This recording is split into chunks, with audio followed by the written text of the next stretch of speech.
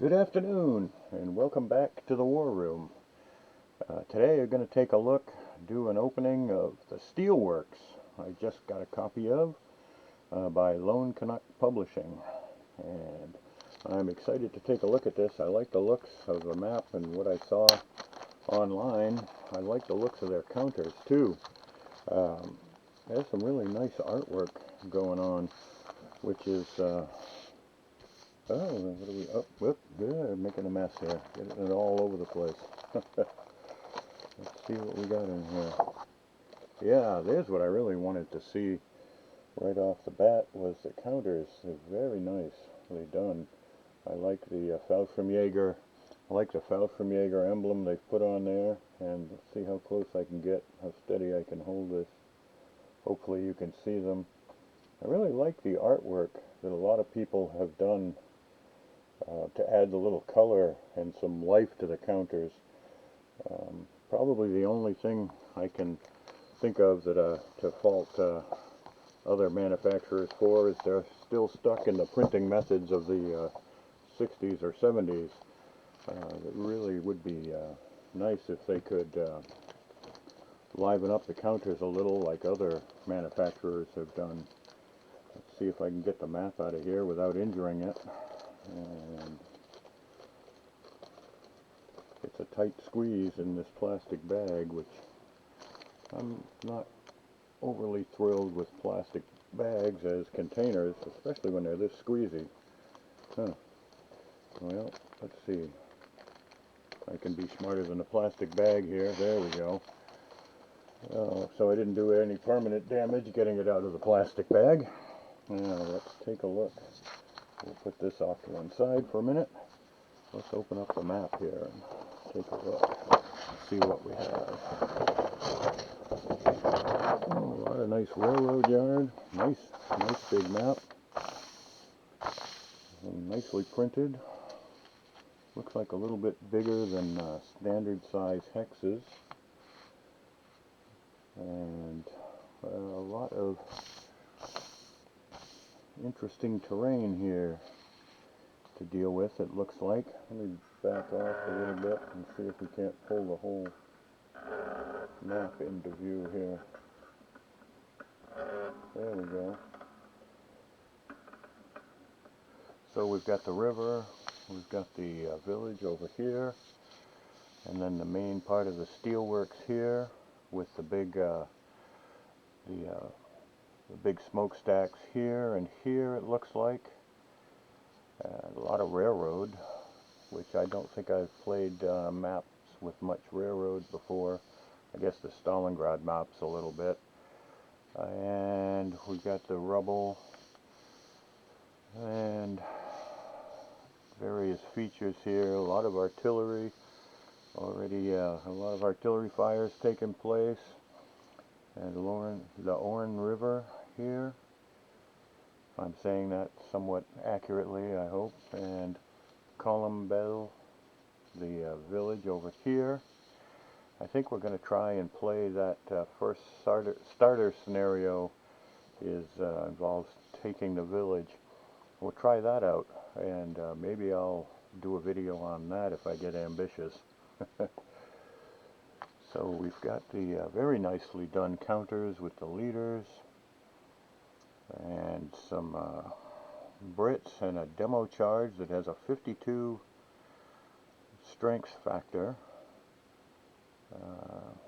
Some pipers, some bagpipers, Bangalore torpedoes, and a few of the, I guess they can be British or Canadian, because apparently they took turns trying to take the steelworks. I think the British tried first and then the Canadians went after it.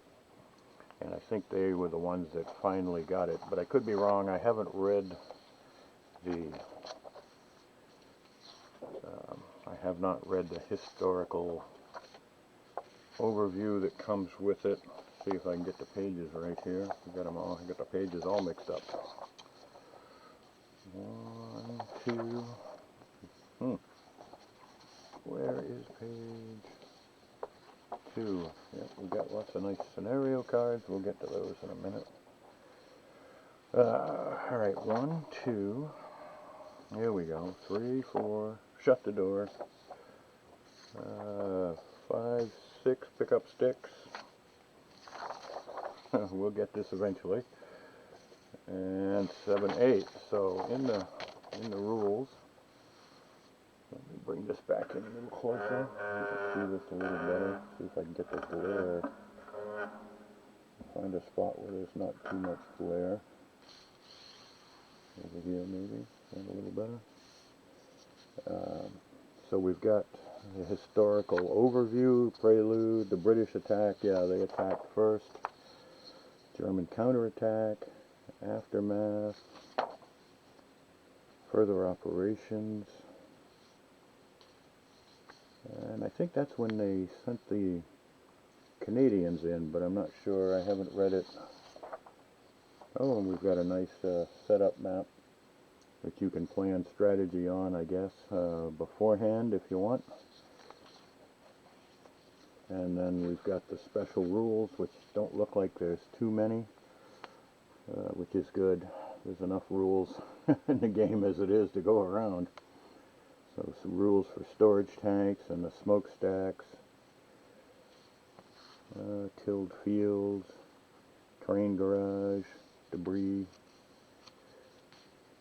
road. So there's a little bit, probably some of that is the same as gutted roof building, is the same as the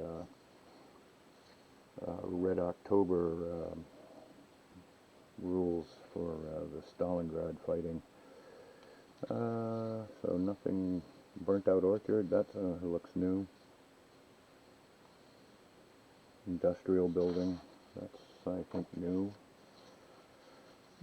Factory rooftops, partial orchard, I haven't seen that before. A little description of who's who, a nice little chart of how they break down.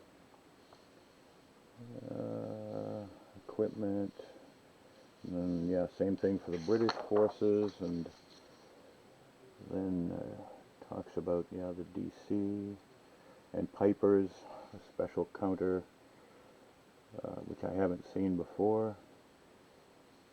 And I believe they are mostly, I think it said they affect the morale of a unit they're stacked with, or units, but I haven't read the whole thing yet, so I could be wrong on that. And then yeah, here's the special rules on the Bangalore torpedo, special rules on the demo charge, which they thrown, cannot be thrown, set.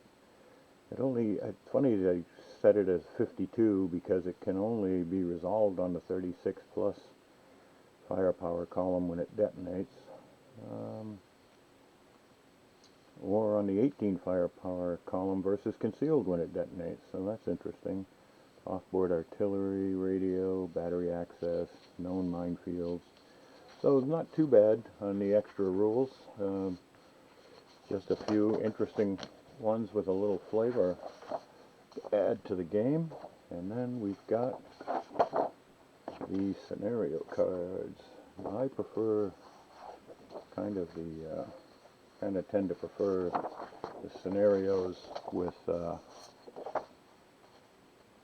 less special rules to them. Oh, wait a minute, there it is. The less SSRs, the better. I kind of judge scenarios that way. So we've got the first opening scenario, which, takes place, Steelworks special rules, only a few special rules. East of Colombelle, France, 11 July 1944. And they set up the Black Watch comes on along the north edge, and it only uses a tiny portion of the map. And let's see, where's that? That's the far right corner. So I guess that's to take the village and the crossroads over on the opposite corner than the village I was looking at. So it's more an outlying village of Columbell rather than the main village I was looking at. So yeah, we'll have to give that a whirl, and maybe I'll try and break it up into a couple of videos and do that. So there's that one, and then Hunt the Hun takes up a little bit bigger section. Nice mix of equipment and forces. And do we get to use, oh yeah, we get to use the Pipers there. Do we use the, oh, and we get to use, let's see, oh, no Pipers and regular demo charges in the first scenario. Let the Germans get a Pack 75 and some bunkers. So that, yeah, that might be a good little starter scenario. And then a little bit bigger scenario using about a quarter of the map, it looks like. The Brits get quite a few tanks, and the Germans get 3 Tigers, so that looks like that'd be an interesting one as well. Although I tend to like the scenarios that are not tank heavy. I like the infantry battles with maybe a tank on either side thrown in, or an armored car, or a couple of half tracks or something like that. But I don't like the big tank battles myself. But again, that's just personal preference for me. So now we're getting into a little bit bigger scenario. Uses the whole map, and lots of equipment on the German side, and then, oh yeah, more equipment. Oh yeah, lots of equipment. So this is a 2-pager. Lots of equipment on the British side. The Black Watch, the 51st Highlanders, they were a famous unit. Quite a few tanks, quite a few reinforcements over 3 turns. So there's that one, and then there's scenario 5, which doesn't use the whole map. So it looks like 4 is the only one that uses the whole map. And it's 12 turns, so that's a fairly lengthy scenario. So 5 is a little more moderate, only 10, and only not quite as much equipment. And yeah, that's the rest of 4. So that's a more modest scenario too, with a few anti-tank guns, some AA, and there must be more to it here I'm missing. That's scenario 5. Oh, here it is. Yeah, hello. And then here's your all of your British. These probably Canadian, the North Shore New Brunswick Regiment, 8th Infantry Brigade, 3rd Infantry Division. Forgive me if I don't know, but that sounds like that might be the Canadian attack. But anyway, well, very nice. A lot of good scenarios, a nice map, nice counters. I like the looks of it. It's my first purchase from Lone Canuk and Lone Canuk Publishing in Canada, oddly enough, and it won't be my last. So a nice package overall, I think. And I'm looking forward to trying it out as soon as I can get an opponent. So that's all for this review. Thank you very much for watching. You all take care, and remember, no fighting in the war room.